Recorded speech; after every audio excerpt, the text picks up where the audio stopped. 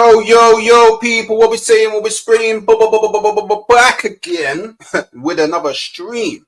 And today, it's an About the Fan, and we have found another Liverpool fan. I'm pretty sure my community loves that because they love Liverpool over these sides. You get it? But we have managed to locate a Titan who is a Scouser. Yeah? But before we get into any of that, make sure you're liking the video.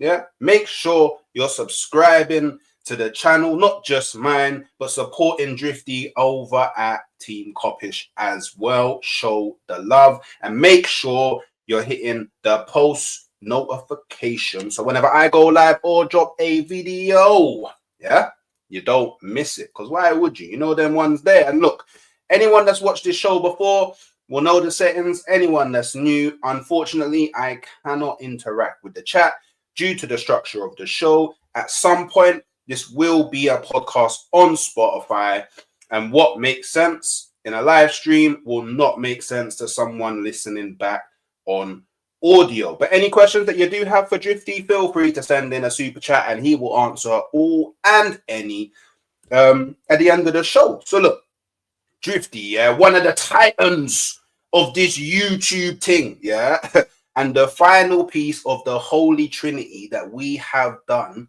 on this show. Obviously, over at Coppish, them man do great work.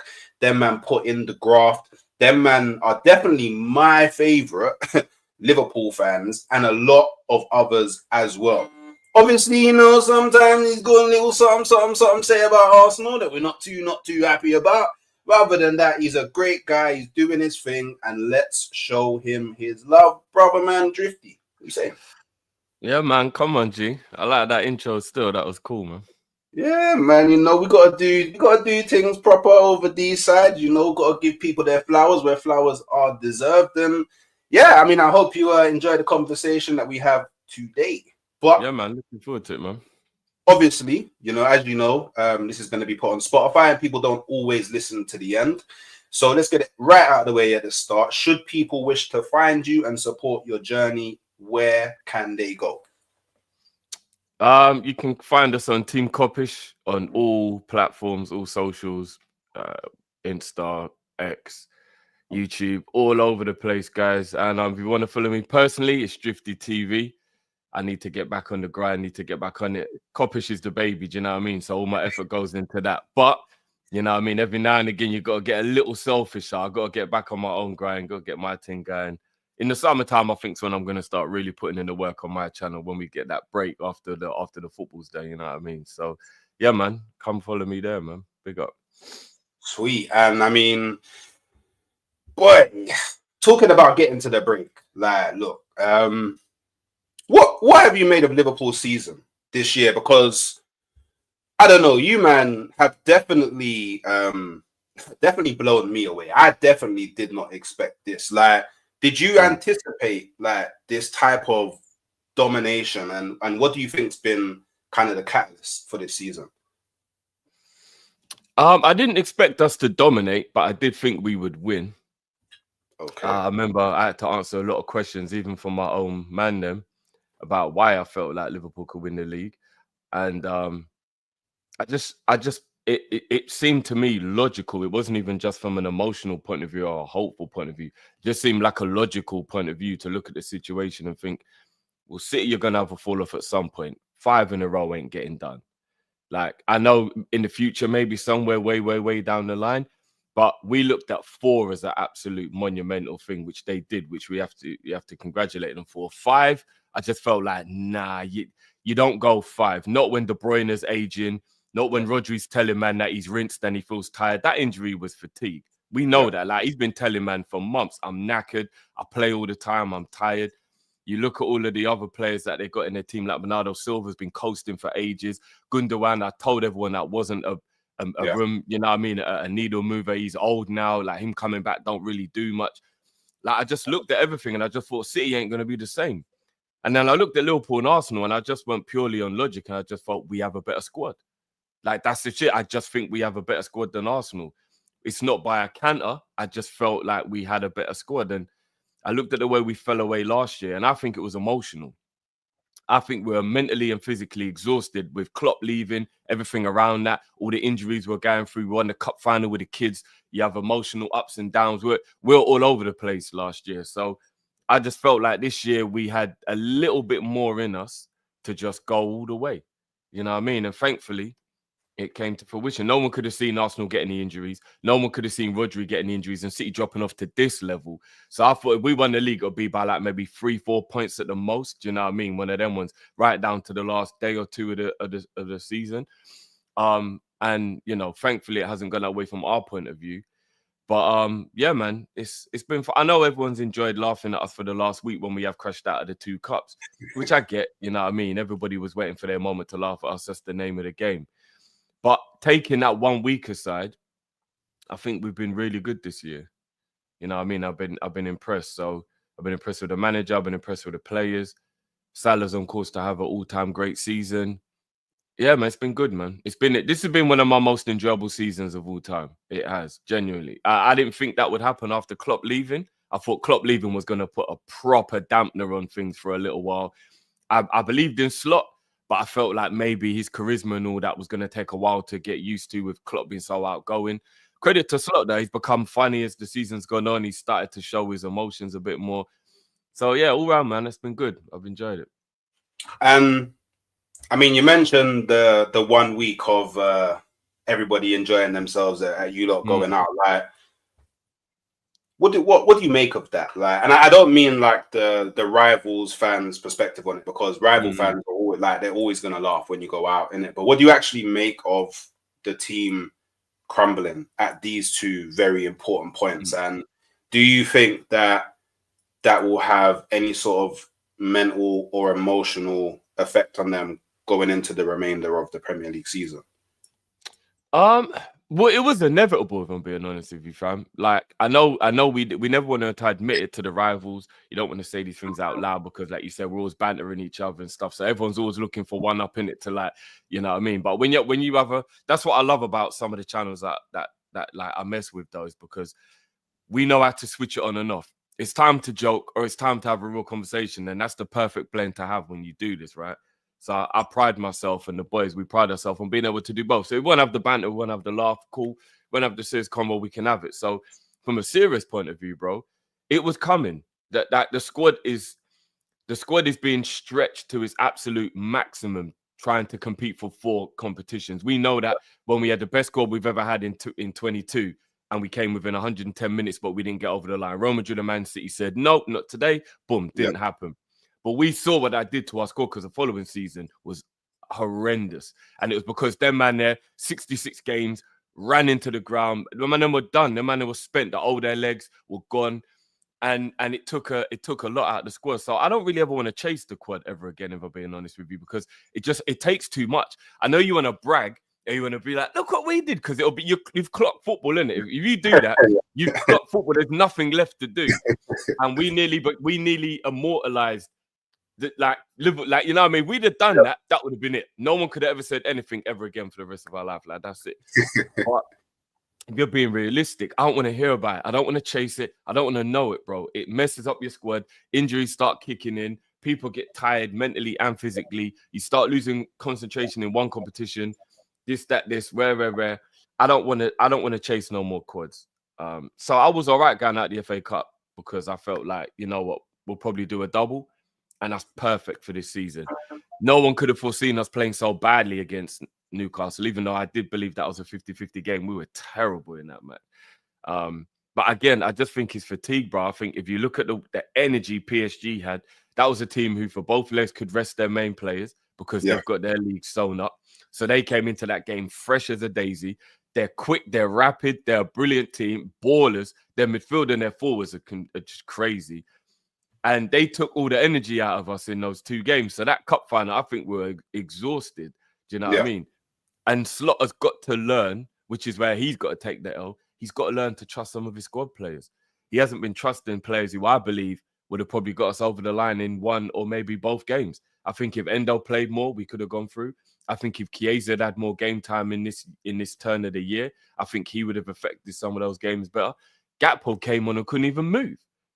Why didn't he bring Chiesa on? Chiesa comes on against Newcastle and was probably man of the match from our point of view. Back the goal. Do you know what I'm saying? Like, he was on the field for 15 minutes and he's the best player on the pitch for us. So you look at it and you go, Slot, why aren't you trusting your squad more? And I get it, first season, a lot of pressure. But next season, I'm hoping that's the thing he learns. So we can maybe win 2 or 3 trophies in 1 year. He learns, and when he has his players in, he'll be a bit more like, right, well, I bought you, so of course I'm going to trust you. And therefore, I bought you for a specific role. Like, I think he loves Elliot, but I think he feels Elliot is lightweight. So I think he gets scared to throw Elliot on in games where it's physical because he thinks Elliot's going to get bullied about the place. I mean, I don't know if you saw the Newcastle game, but my man dashed Elliot to the ground like this is WWE. You know Joe Linton. Joe Linton could do that to most people, but like he just ragdolled him, and it's just like, yeah, those are the type of things when you got that techie baller that ain't got much physical presence. I think Slot worries about that. Then Endo, I think, is the same. Even though he's physical, he's very small. So I think he thinks he's going to lose aerial battles. He's not going to be able to compete in that way. Maybe even Chiesa. Chiesa's only, 5'9" or 5'10". So maybe he even thinks Chiesa's a little bit short in the Premier League when he's not used to it. I don't know. Maybe he doesn't think he's got the physicality. But I'm hoping next year he brings in couple, man. Trust them. And then, you know what I mean? We'll see how it goes. But I'm impressed. I've been impressed so far. I've been happy. I've enjoyed it. And these last, bro, you want those things for glory. You want those things because you want to show off. You want those things because it feels amazing. But if I'm being honest with you, one of the big ones is all I care about at the beginning of the season.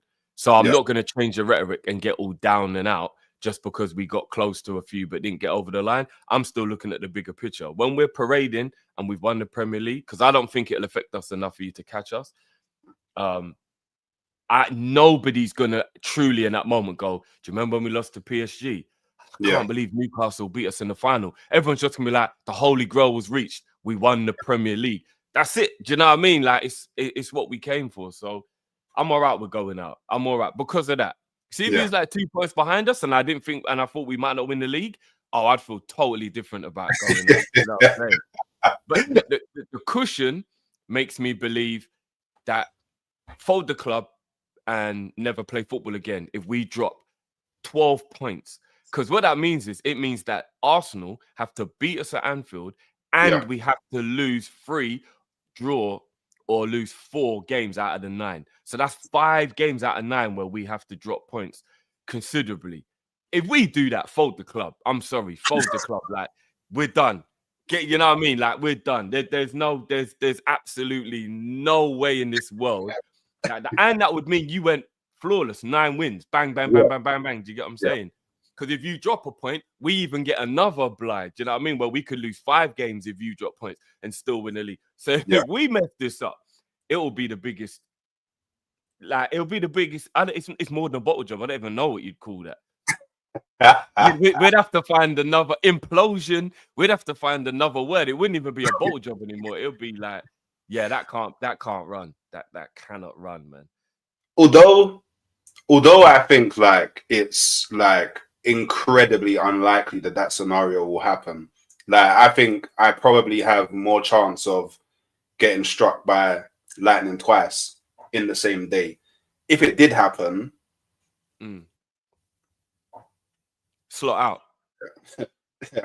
I don't know. So from my perspective as a rival, I wouldn't say slot out, because I would still think that it's amazing what he's done to even have you there for as long as he has had you there in his first season. And I mean, if you look at most seasons over the last 10 years, on average, like teams that are like first to third usually lose somewhere between 4 to 7 games. So I do feel like there's a lot of losses that you do currently owe the league.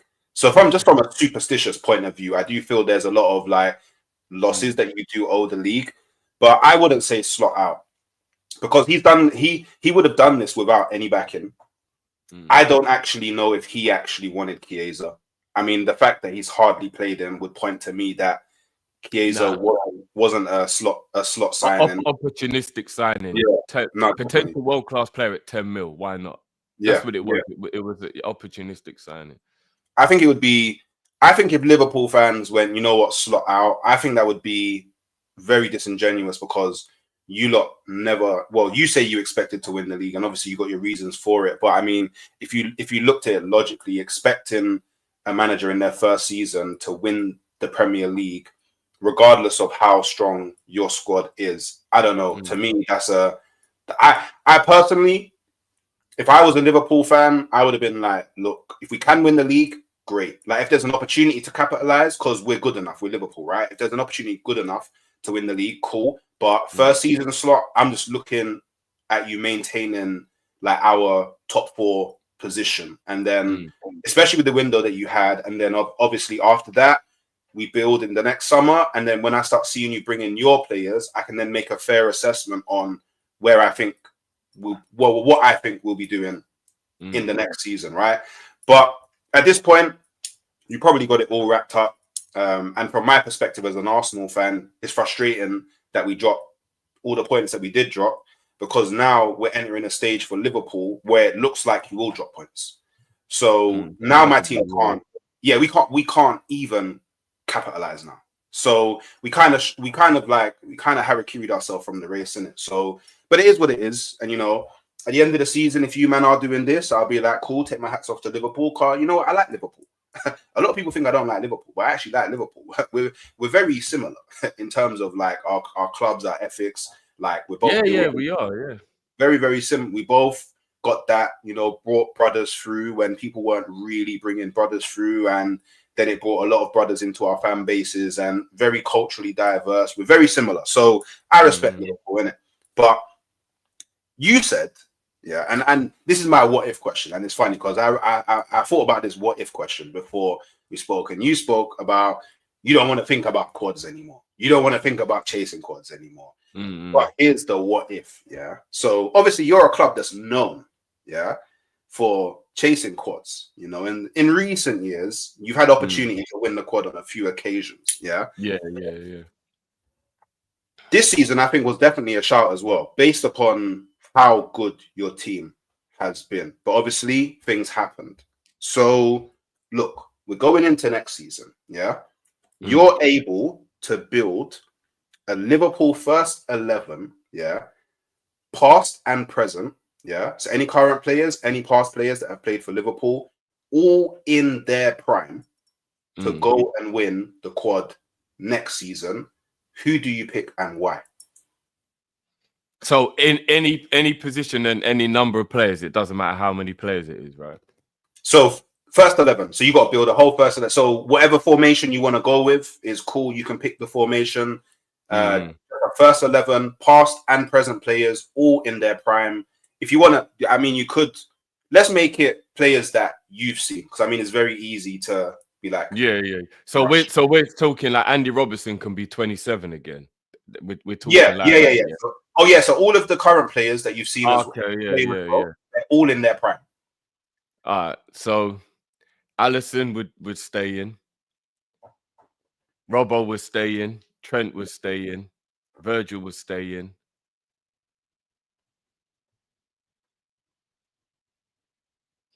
I might bring back. Nah, I probably would keep Ibu in. I was contemplating bringing Carragher or Hippier in, but I think the way we play, Ibu's probably a bit more suited with the high line and stuff like that. Hippier would get destroyed in a high line, even though it was top quality. So I keep Ibu in. So I'll keep the whole back line in midfield. Holding man's peak Flacco. Fabinho, absolutely sensational DM. Then I'm going Gerrard next to him in the pivot. Coutinho in the 10. Salah's still playing right wing. Sadio's back left wing. Reluctantly, because he's a scumbag, Suarez up front. Oh, you would have Suarez over Prime Fowler. Do you know what it is? I personally like my favorite striker of all time at Liverpool is Michael Owen. But I'm trying to think in modern football what I think would be best suited, especially to the way Slot plays. And I think the way Michael Owen played football and the way Fowler played football would work because they're world-class players. But I just think the way Suarez is would be the perfect.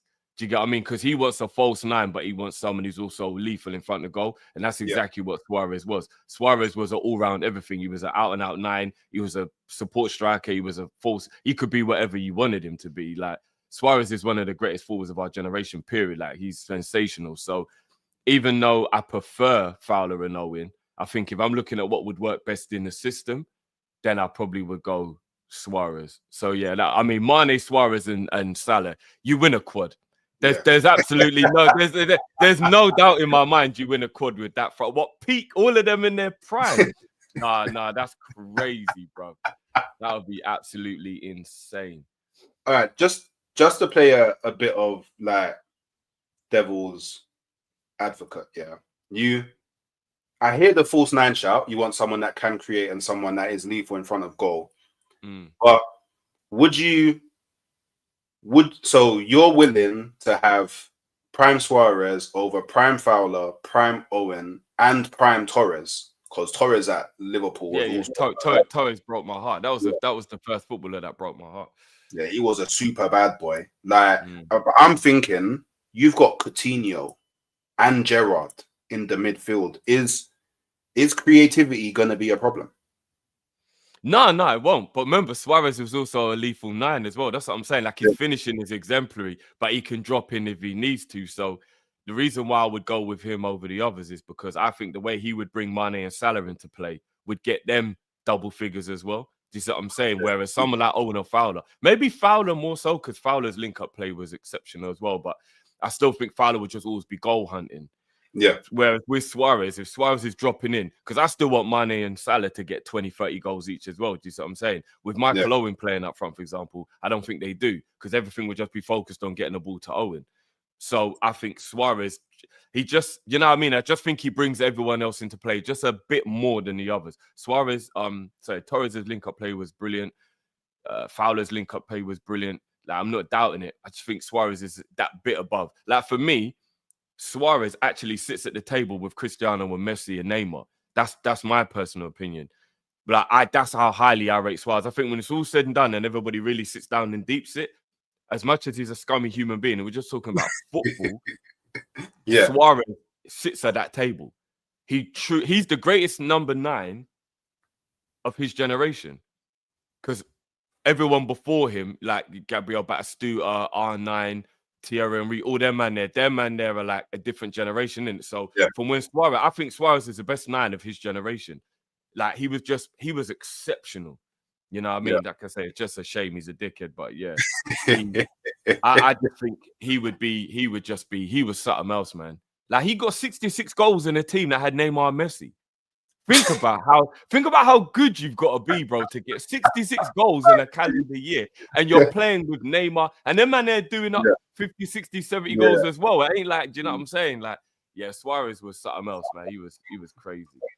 That was just a mad front three as well. Like, that may be that's the best club front three assembled. Yeah, that might actually be the best front three in football history. I mean, it's a conversation for another time, but they were like super up there. So, all right, cool. So, all right, let's get into it. So, tell me about your journey as a Liverpool fan. Like, how did it start? Why did you choose Liverpool? And has there been like a moment in your journey where you really questioned becoming a Liverpool fan? I've never questioned it in terms of I felt like I made a bad choice. I've definitely questioned whether my heart can take it and how long I can do it for. You know what I'm saying? Because being a Liverpool fan, like they say, if you do night shifts, they say it takes an hour off your life every time you do a night shift because that's how strenuous night shifts are. I feel like watching Liverpool takes a day off your life. You know what I'm saying? Every time. The stress, brother. The stress of watching Liverpool, like, I swear down, by the time man's about 50, 55, I might have to just call it a day. I don't know if the heart can take being a Liverpool fan into them ages there still. So the stress level's crazy. Never ever, like, I feel like I was born to be a Liverpool fan. I don't know if other people feel that way. And you have to have a deep-seated love for football to even have those thoughts, because some people are more casual in it. They like football, but they're not. Like, I live by football. Football for me is a way of life. Do you get what I'm saying? Without football, I don't know what I would do. You know what I mean? It's what I think about when I'm doing other stuff, and it's what I love while I'm doing it. So without football, I don't know what my life would look like. So I love everything about it. I love being involved in it. So I feel like Liverpool is the perfect blend because we're an emotional club. I get emotional when I watch football. Everything was perfect in that way. Why I support Liverpool is because of John Barnes. So it's kind of through my dad, but obviously John Barnes is the reason. So obviously being a young buck and growing up, my dad obviously would like watch TV. I'll watch TV with my dad, and football would be on, and John Barnes was like the quintessential black guide to football for British people. Do you know what I'm saying? Like, he was the one who was born in Jamaica, come over. Do you know what I mean? Like, big face, one of the best ballers on the planet, like one of the greatest of all time. And watching my dad, enjoy watching him, especially not just being black, but being Jamaican as well, because that's my roots.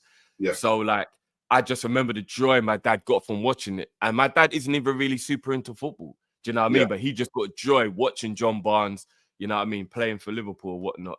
And this is even more like the twilight years of Barnes. This ain't even peak Barnes. This is when Barnes is in midfield. He's an older man now, isn't it? You know what I mean? Like, I'm too young. I'm not old enough to remember peak Barnes on the wing and all that stuff. I just remember Premier League era John Barnes when he was playing in midfield, you know what I mean? And still silky, but just not that guy anymore.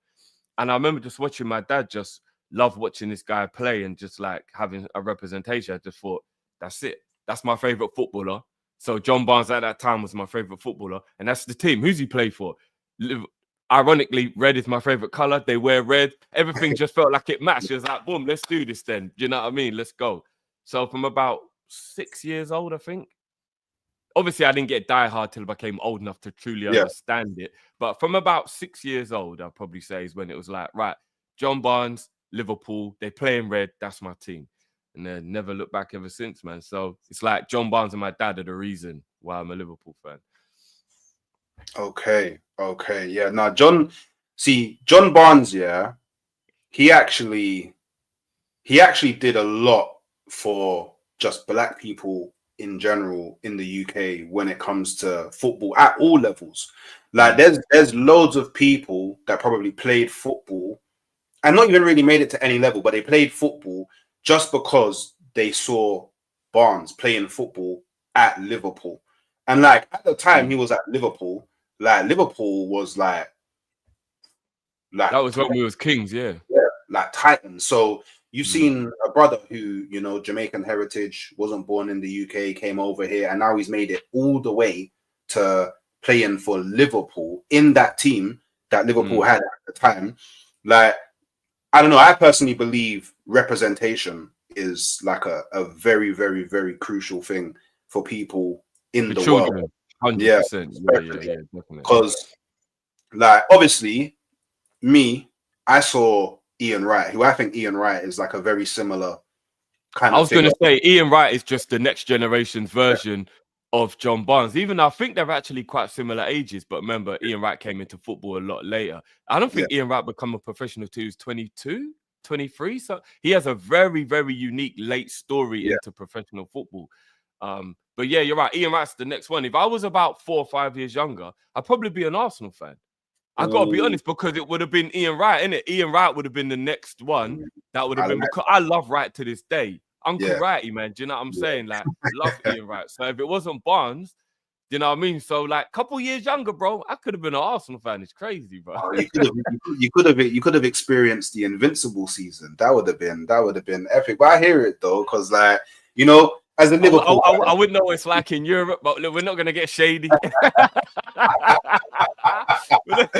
not gonna do that. We're not gonna do that.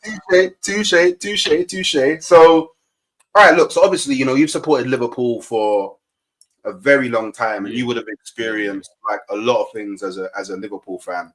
So, what would you say is up to date, like your most memorable moment as a Liverpool fan? So like, obviously things are going to happen in the future, but let's just say you fast forward from this point, you got your grandchildren all sitting around the fire and they're like, oh, well, they probably won't call you Drifty, but let's just say Drifty. What's the one moment that you like will never forget as a Liverpool fan when you was growing up?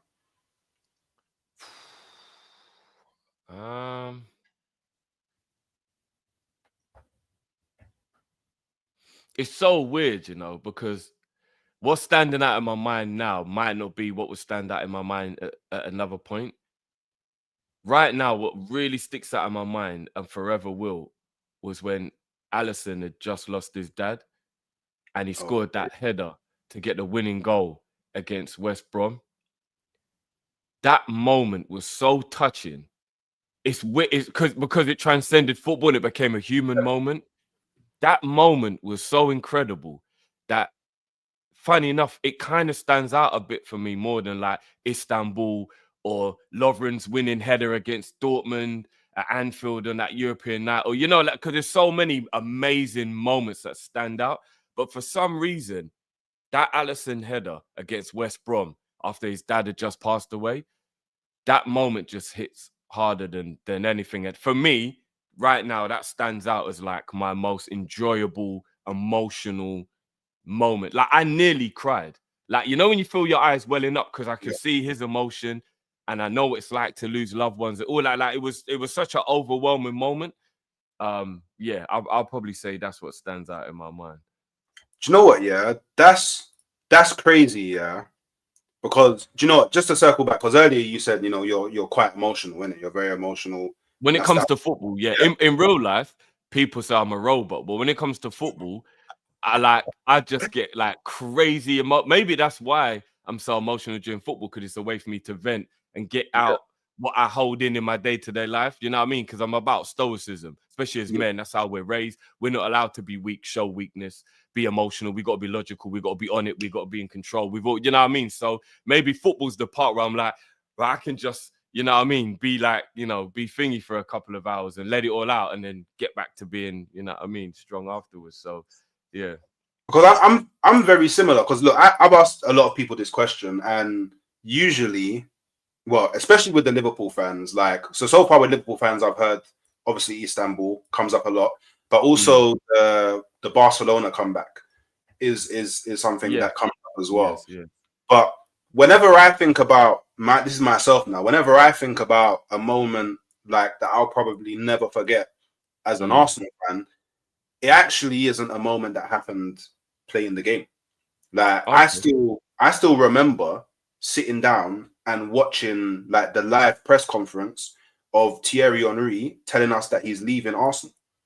Like still to this day, and seeing how much like you could tell how much it like was hurting him and like how much the club meant to him and like the emotional human side came out. I think that's what triggered it inside of me. So I find it like really interesting that it's more of a like a moment that you had at the time an emotional connection with, because it shows the human element in you.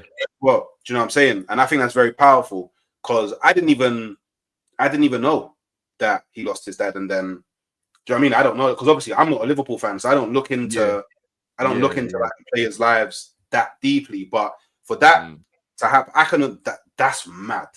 Like, and do you know why? And he wasn't allowed to go. Remember, he couldn't go back to see his family. He couldn't go to his dad's funeral because remember it happened during lockdown.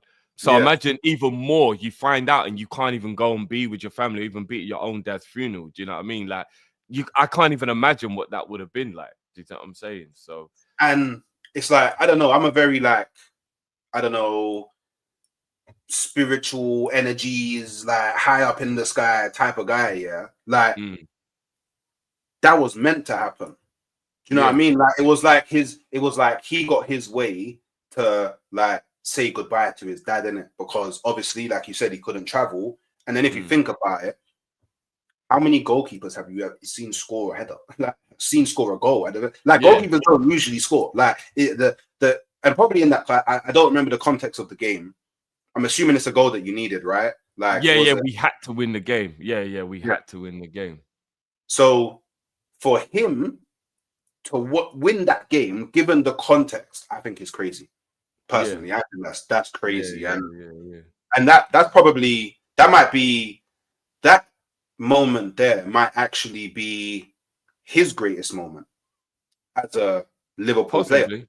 Possibly.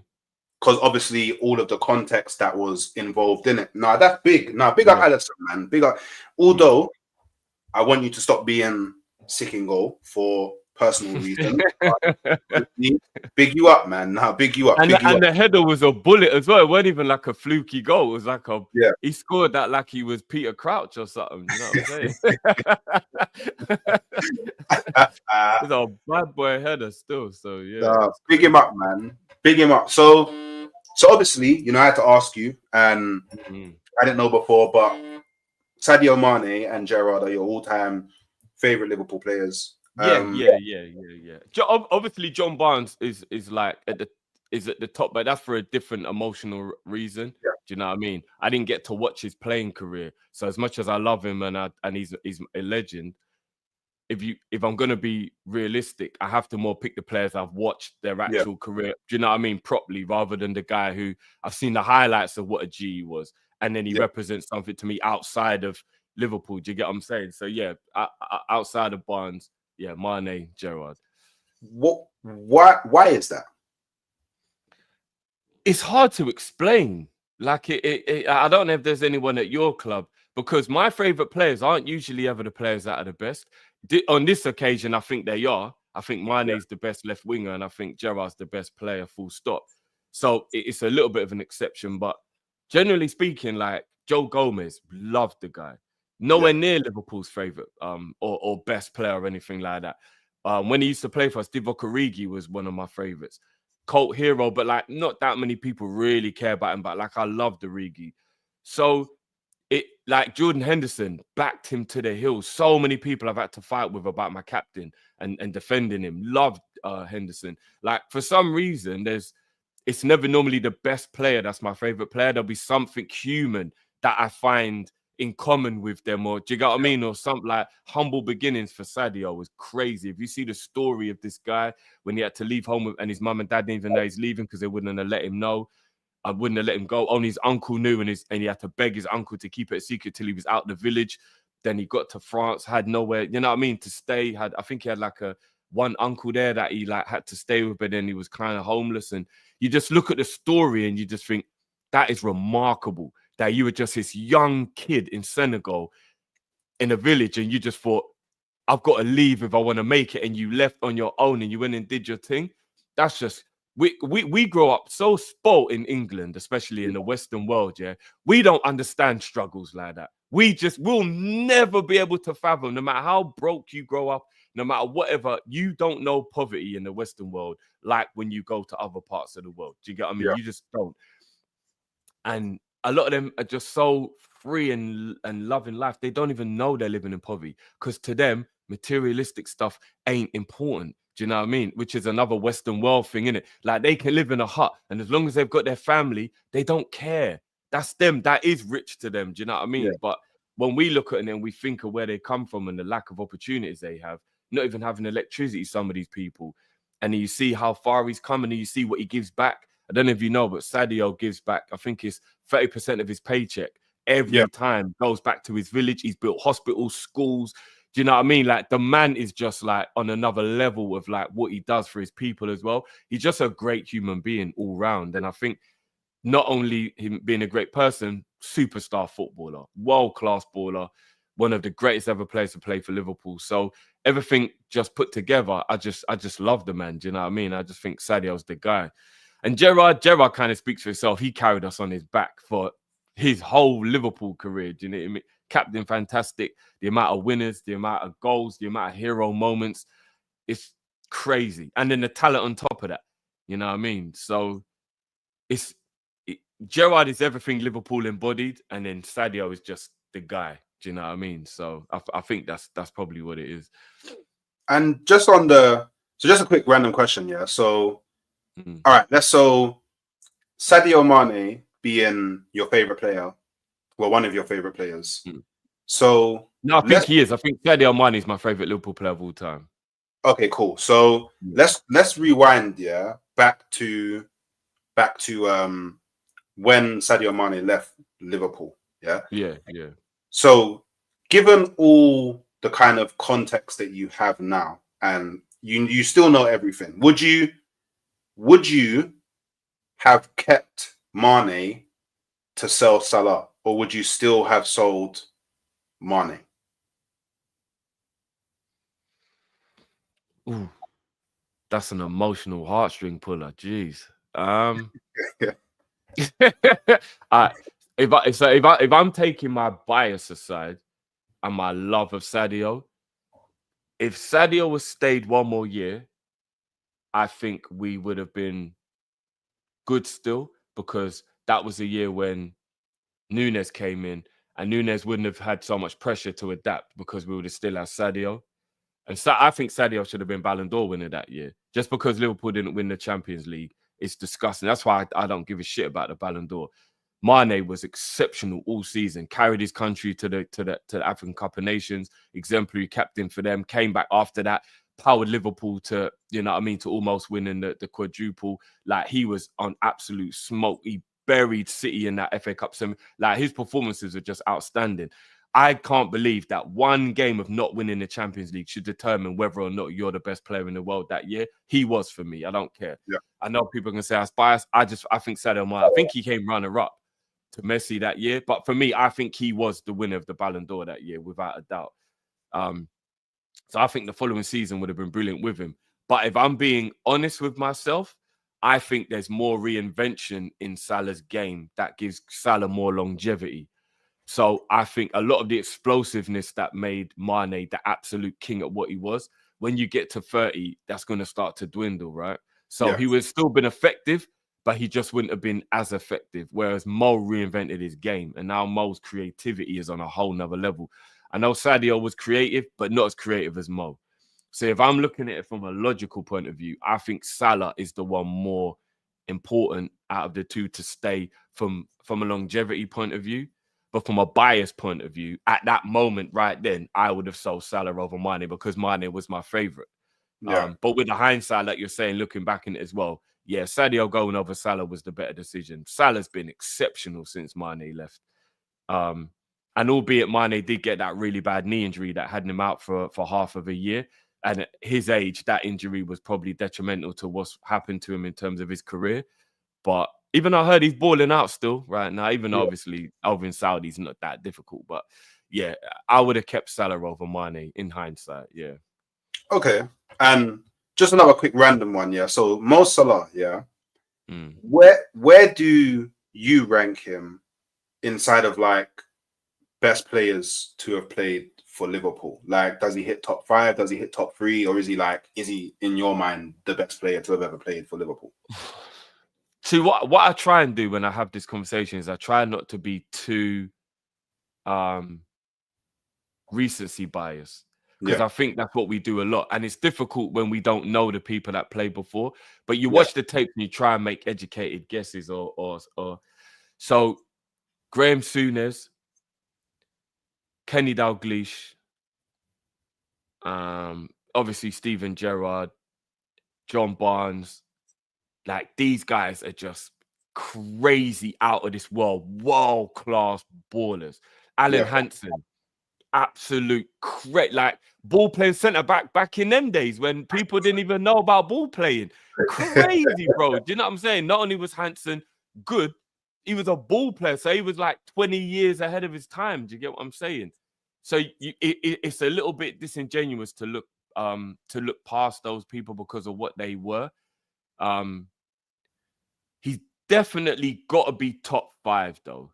He does. Like, he has to be. Like, if we're being honest, he has to be top 5. I don't prescribe to the he's better than Kenny or Gerrard, because that man there are foundation layers. And I think people forget a lot when it comes to stuff, how important that can be in a conversation. Foundation laying is what allows things to be what it is. Do you get what I'm saying? So I'm not gonna look past that. And then it's also the conversation from are we talking about legacy, or we're just talking about ability, which is another conversation we're having it. Because Salah's legacy puts him 3rd, I'd probably say. I think his legacy probably puts him. No, in fact, his legacy might even put him 2nd. Because I have to be honest, if he's about to win 2 titles, instrumental in both, and Gerrard unfortunately never actually got a Prem or a league title, legacy-wise, it's an uncomfortable conversation, but you got to put Salah above Gerrard for legacy. Do you know what I'm saying? But then when you talk about ability, player, nah, Gerrard over Salah. That's not a question for me. If you're talking about ability and, you know what I mean, and the longevity in the game, I'll probably go Gerrard because he did it for longer. Salah's had an exceptional 8 years. Gerrard did it at Liverpool his entire career. Was it like 17 years or whatever it was? So the longevity of Gerrard obviously wins it over. It's a difficult one.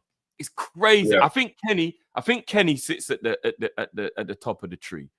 I think Kenny has to be Liverpool's greatest ever player for his ability, what he done, what he won, went on to management, player manager, won the league as a player manager, like crazy. It's crazy what Kenny Dalglish did. So I think Kenny has to sit at the top. He's definitely the greatest right winger in Premier League history for me, Salah. I would say he's the greatest right winger in Premier League history. I think that goes without saying. Yeah, it's a tough one. It's a very, very tough conversation to have with the Salah one still. Yeah. Tough. I imagine you have a lot of arguments within your own family. So right, this is probably a very Oh shit, Ali's right. How can I forget Rush? Jesus. You know what I'm saying, bro? How can I forget Rush? The greatest goal scorer in like it's crazy. Yeah, it's mad, bro. It's mad. Yeah. It's mad. Yeah. I guess with teams like Liverpool that, you know, are as great as they are and have had as many great players as they had, it's always more difficult to have conversations, especially if you want to remove the recency bias. Like the moment you remove like the Prem era bias, that's what I call it, the Prem era bias, you remove that, then the conversation becomes very, very, very difficult for a Liverpool fan. Do you want me to give you an example? Because I'll use your club as an example. You probably would disagree with me on this, but this is just my take. People will say Henry's the greatest ever player to play in the Premier League, right? And people say that arguably he's Arsenal's greatest ever player. I personally think it's Bergkamp. Oh, I love Bergkamp. Yeah. Bergkamp for me, I do the Arsenal thing, whatever. But if we're talking Bergkamp, I'm in the Arsenal camp. I'm on you lot side. For me, I think Dennis Bergkamp is the greatest number 10 of all time. That's my personal opinion.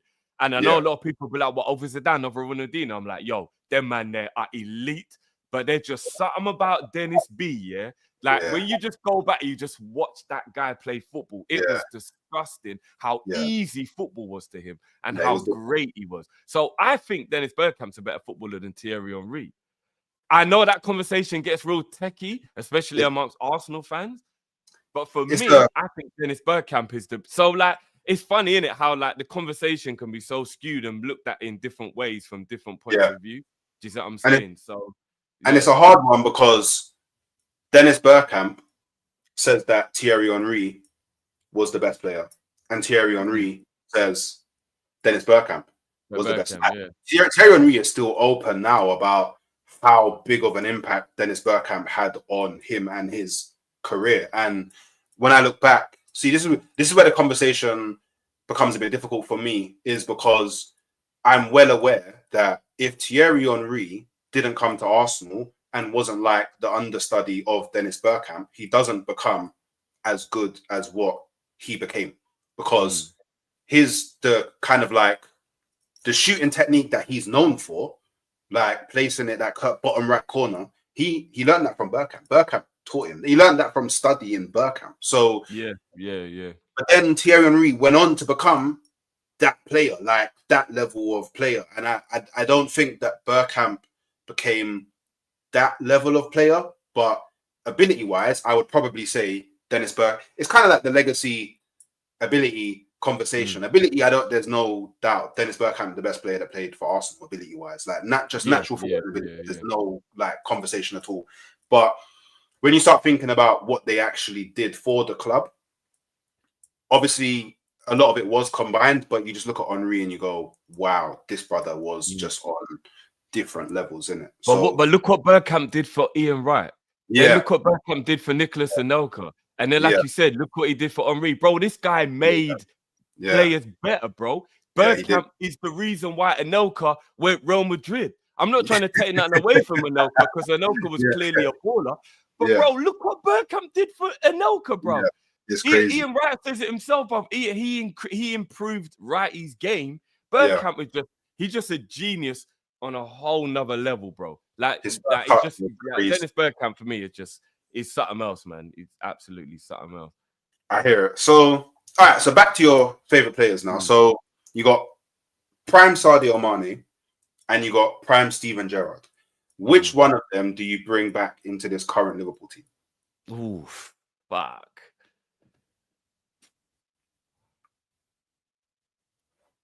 In their peak, yeah. Obviously, with Gerrard being old.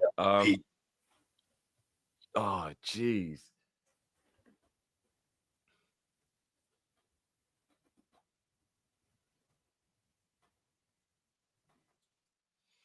I'm leaning towards Stevie, but it's burning my heart to not say Sadio. I'm not gonna lie, like it's burning my heart. But I'm just thinking a prime Stevie G in this midfield right now. Or even if we put Stevie in the 10 and play him off the front, man. Yeah, I'd probably have to go Stevie. I'll probably have to go Steve. That hurts my heart though, because peak Sadio in this team would be crazy. But yeah, Gerrard. I think it'd have to be Gerrard. Okay. So, look, you're a football content creator. You know, you probably have to go far and wide to find people that don't know about Coppish. You know, you lot do your thing. So a question that I have is like, because obviously there was a point where you was a Liverpool fan and you wasn't a content creator, and now you're a Liverpool fan and you're a heavy content creator. Do you feel like becoming a content creator has made you support Liverpool any differently to prior not being one? It's calmed me down a little bit, if I'm being honest with you. Because you get to reflect on yourself, and life's about learning, right? Yeah. So you have to learn from mistakes, you have to learn from behaviors. And even though I sometimes I still catch myself acting a fool, when you watch yourself back, you're like, right, I lost it. Yeah. Maybe I've got to get a lid on that.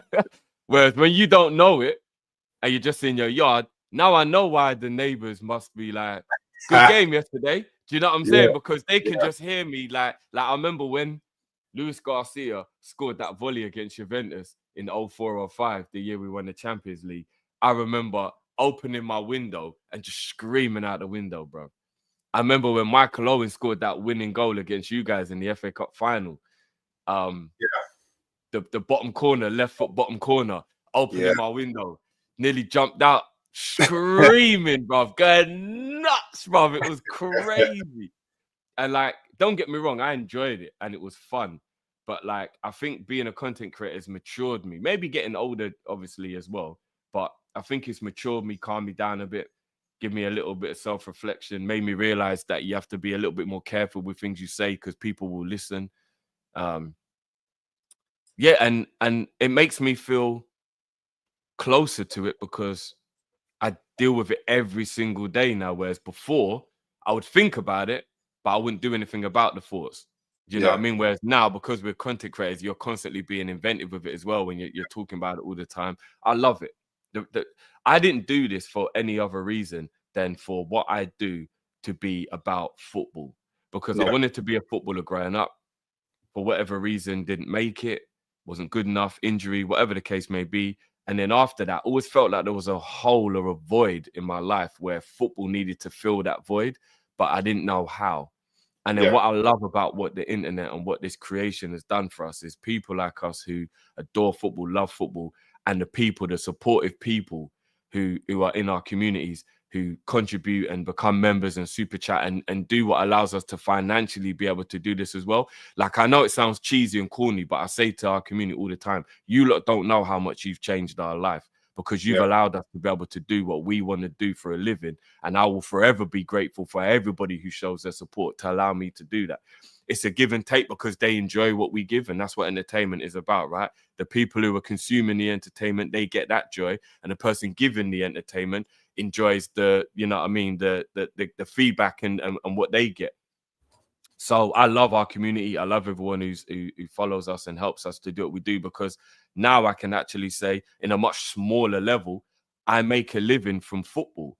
And that is amazing to me. It's a dream come true, bro, if I'm being honest with you. Outside of being able to play football, being able to make money through football in any way and that being, bro, it's an absolute dream. So right now, even though man's still a working class, normal guy, I feel like I'm living my dream, bro, because this is more important to me than anything. Enjoying what you do, waking up in the morning, because we went full time for this is the first season we ever went full time as a channel where all of us are like, we bet on ourselves and we just go all in and we see where we can take this. And even though we're far away from being at the end of where we want to be, this year has just been so enjoyable because I haven't only had Liverpool doing well, I haven't woken up with that feeling of, fuck's sake, man, I've got to go work today. And that draining, horrible feeling that I've been doing my whole life, where I'm doing something to earn a living that I hate, but the bills have to be paid. And you got to wake up at 6 o'clock in the morning and go out in the rain and the snow. And big ups to everyone who's doing that, because I ain't got no shame. I've done that for the majority of my life. But it just feels really cool for this first time ever to be able to be like, I enjoy what I'm doing and I can wake up with a smile on my face and not dread going to work. So that's why I thank everyone that allows this opportunity for us. And I'm grateful and humble every single minute of every single day for this opportunity. Never, ever will I take it for granted, ever. I couldn't put it any better. That was, that you really hit the nail on the head. So, that's big. That's big. That's big. So, all right, look, final question from me. Two-part question. Can you imagine a world without Liverpool? Never. Never. Never, right. Never. Oh shit, never. Jesus. Jeez, whoa, no, bro. That's crazy. No, I couldn't. Okay. Couldn't. And what does being a fan mean to you? Family, feeling of belonging, joy, anger, hurt, pain, elation, ecstasy. Being a football fan is just everything life is about encompassed into 190 minutes. Like, if you're a football fan, you don't understand. People outside, don't understand the emotional roller coaster of beautiful pain, just everything you go through. Like, look at the PSG game, bro. That PSG game in the first leg is the perfect example of what I mean. We were battered from pillar to post. We were getting havoc. We were annoyed. We were stressed. We were worried. We were anxious. We were everything you can think of from a negative point of view. And then Elliot hits that goal in the, 88th minute or 89th minute? And every bit of pain we'd felt for that whole time turned to the most euphoric, ecstasy, joyful celebration ever. And I just don't think there's anywhere else in the world where you go through that roller coaster of emotions.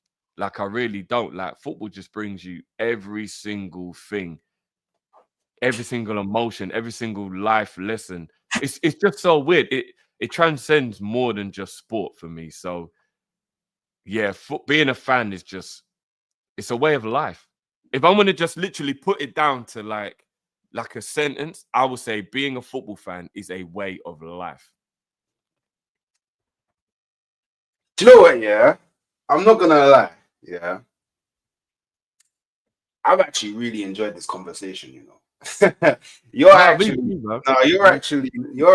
nang. I won't lie. Like, the way that you like break things down and like the way that, like, I don't know, it's really expressive. And like, I like people that are able to, like, you say you're not emotional. You say you're like a robot, like, outside. But I don't know, man. The way that you speak about football, I'm a fan.